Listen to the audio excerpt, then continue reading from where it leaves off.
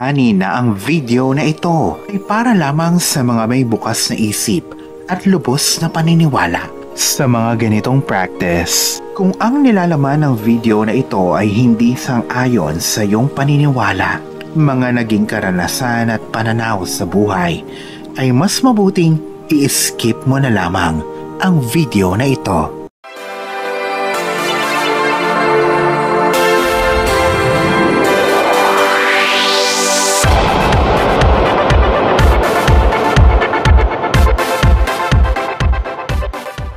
I-flush mo na ito sa toilet bowl upang hindi ka na malasin sa pera at malubog sa utang. Huwag kakalimutan na ang lahat ay nagsisimula sa tahanan dahil ito ang pundasyon. Sa banyo o toilet ay may maraming masasamang enerhiya ang pumapasok at marami ding positibong enerhiya ang umaalis. Kaya naman dapat ay maging maingat ka din sa espesipikong parting yun ng bahay mo. Ngayong araw ay may ibabahagi ako sa iyong ritual upang maalis ang stagnant negative energy na mayroon sa iyong bahay.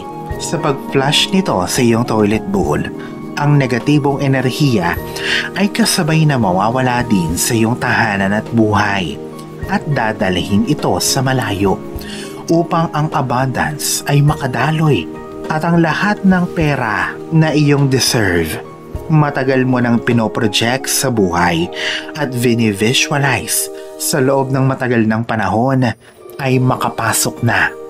Kaya naman Laurel ay manatili kang nakatutok sa video na ito. Kung ngayon ka pa lang sa channel na ito, huwag kalimutang i-like at i-share ang video na ito.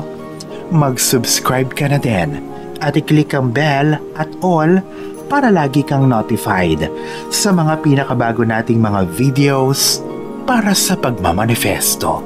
Alam ko na hindi ka panipaniwala para sa iyo na ang simpleng pagtatapong ritual na ito ay kayang makapaghatid ng mabilis na resulta. Pero manatili ka lamang diyan Laurel dahil ito ay may siyentipikong paliwanag at suporta. Ang quantum physics ay nagsasabi na ang panlabas na mundo ay isang refleksyon ng ating panloob na mundo. Ang mga positibong pagbabago sa enerhiya, paniniwala at emosyon ay nagmamanifesto ng mga panlabas na pagbabago. Sa kasawiang palad, ang mga negatibong inner forces ay umaakit din ng mga negatibo o pangit na pangyayari na siyang tila gumagapos sa atin sa paulit-ulit na cycle ng utang. Gaano man tayo magsikap sa buhay, ang paglilinis ng anumang pisikal na dumi sa iyong bahay ay simbolikong makapangyarihan para sa paglilinis at pagpapaalis ng nakakapinsalang enerhiya na siyang humaharang sa pag-angat natin sa buhay. Sa natural na pamamaraan, ang pagsasama ng cleansing ritual na ito ng positive affirmation, visualization at intention ang siyang nagpapabilis nito sa aktibong paglalagay ng sariwang prosperidad na tinatawag na programming sa iyong subconscious mind. Kung ikaw ay nagdududa pa din, hinihikayat kitang subukan ito, pero bago na muna yan ay ibabahagi ko na muna sa iyo kung papaano babaguhin ang ritual na ito. Ang pagpa-flush ng bawang sa toilet bowl ang pinansyal na sitwasyon mo ngayon.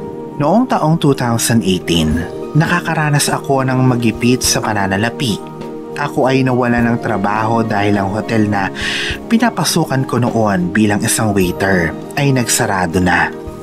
Ito ang pinakamadilim na sandali sa aking buhay.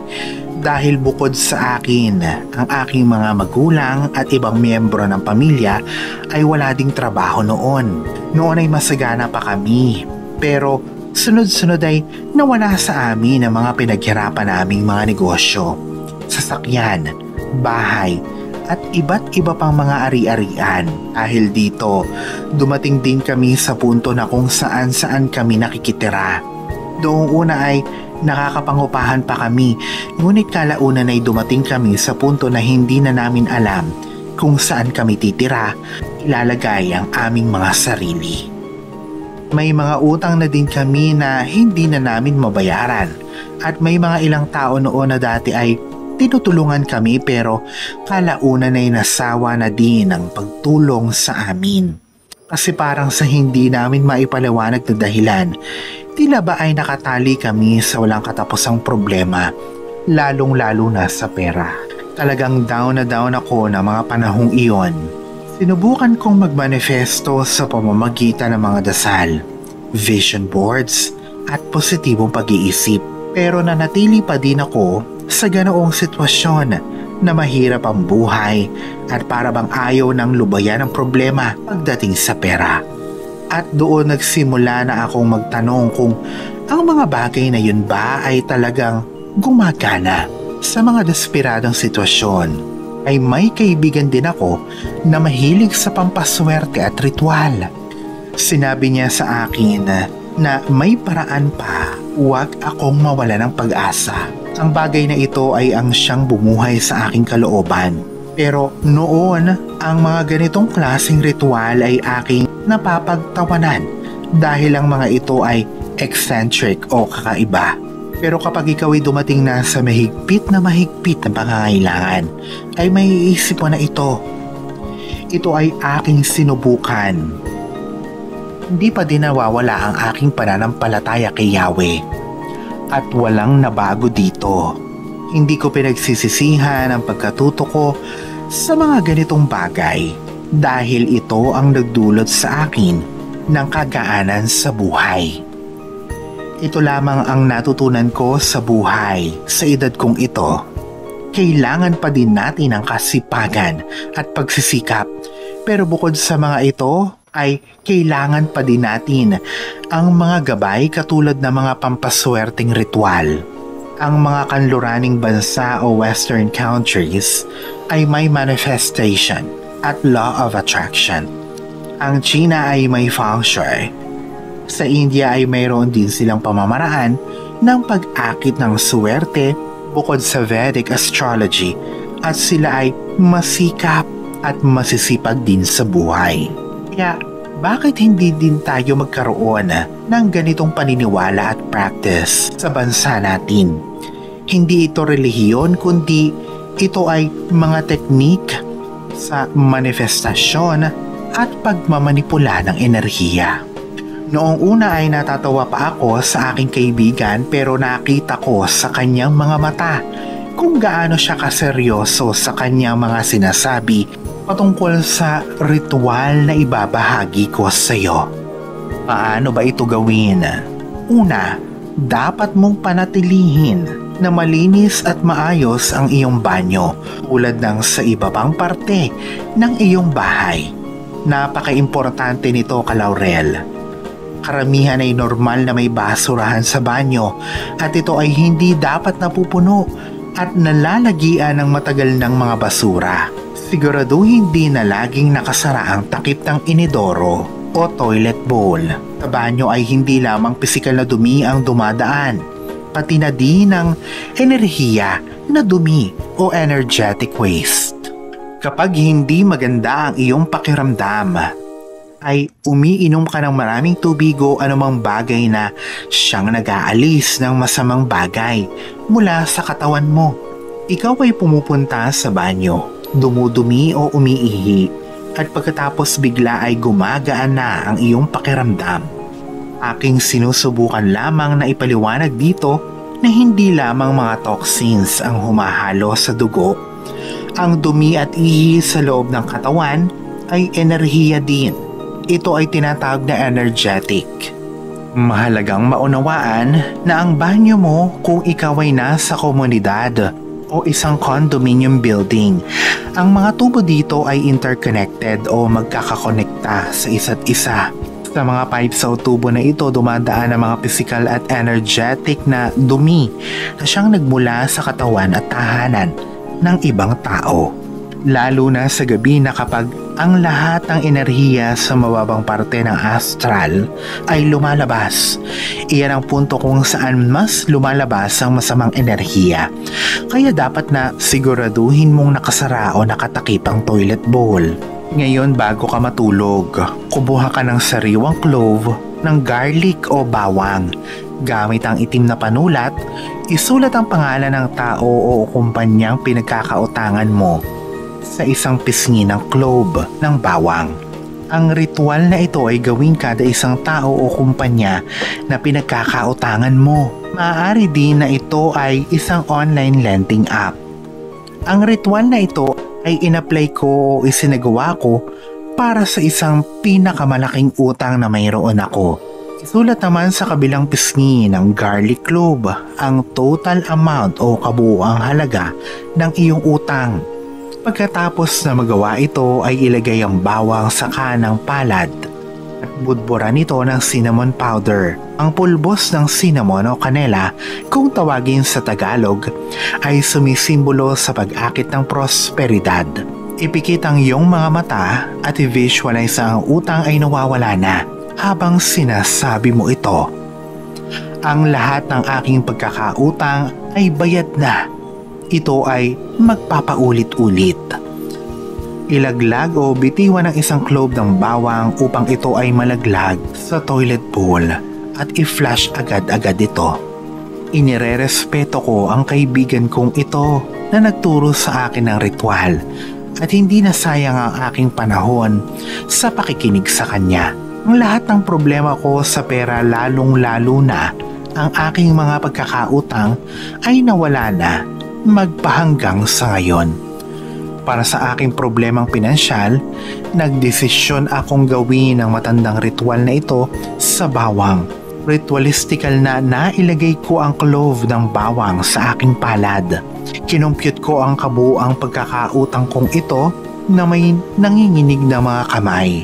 Ang makaramdam ka ng hindi maipaliwanag na kaba, ito ay isang normal na parte ng isang epektibong ritual. Lalo pang kumabog ang aking dibdib noong ibinudbud ko ang kanela o cinnamon powder na ito sa bawang na nasa kanang palad ko. Ipinikit ko ang aking mga mata at huminga ako ng malalim at dahan-dahan para kumalma. Bago ko sabihin ito, ang lahat ng aking pagkakautang ay bayad na. Ito ay nagpapaulit-ulit. Na-visualize ko din na wala na din sa aking nagpapadala ng sulat o text message at ang aking utang ay zero balance na. Isa-isa, ang mga luha sa aking mga mata ay dahan-dahang tumutulo dahil sa nakaka-overwhelm na kagalakan na ito na aking nararamdaman noon. Ang kabigatan sa aking kalooban ay naiibsa na. Ito ay mga pag-aalala at sama ng loob na dinala ko sa mahabang panahon. Ngayon ay sa wakas ay wala na. Noong inihagis ko ang bawang papunta sa inidoro, ako ay magkahalong natutuwa at naiiyak. Sa mistulang magnitude ng mga emosyon habang ipina-flash ko ang bawat paghihirap sa pinansyal. Ang mistulang ipo-ipo na ito ng tubig na siyang dahan-dahang hinihigop ang clove ng bawang na ito. Sa unang pagkakataon, ang aking mga problemang pinansyal ay wala na at ito ay maaaring sa panghabang buhay na. Naniniwala ako na ang pinansyal na sitwasyon ko ay magbabago na. Ito ang sinabi ko sa sarili ko bago pa man ako tuluyang makatulog. At sa hindi inaasahan, ito ay nangyari at nabago. Pagkatapos ng gabing iyon, nagising ako na may kakaibang pakiramdam na para bang may malaking pagbabago ang naganap pagkatapos ng ritual na ito. Nakapanaginip pa ako noon na may isang sakong pera ang tumambat sa harap ng aking pintuan. Sunod nito ay isa-isa nang dumating ang mga oportunidad upang mabayaran ko ang mga pagkakautang ko. May mga trabaho, mga pag-aalok na ma-settle down ang aking utang sa mas mababang halaga at inalisan ito ng interes. Ang ilan ay tumulong sa akin para mabayaran ko na ito. ang pagkapanalo sa raffle hanggang sa nabayaran ko na ito lahat at bukod pa diyan, nagkaroon pa ako ng perang panimula para sa isang negosyo. Hindi ko maipaliwanag kung gaano kabilis at paano nangyari isa-isa ang mga ito. Pero ito ang pangyayari na hindi ko malilimutan sa tanan ng aking buhay. Bukod sa ritual sa dahon ng laurel, talagang umiiyak ako noon sa tuwa.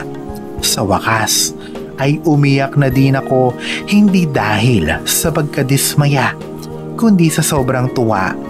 Dumaan pa ang ilang araw bago ko na-absorb sa aking isipan ang mga nangyari.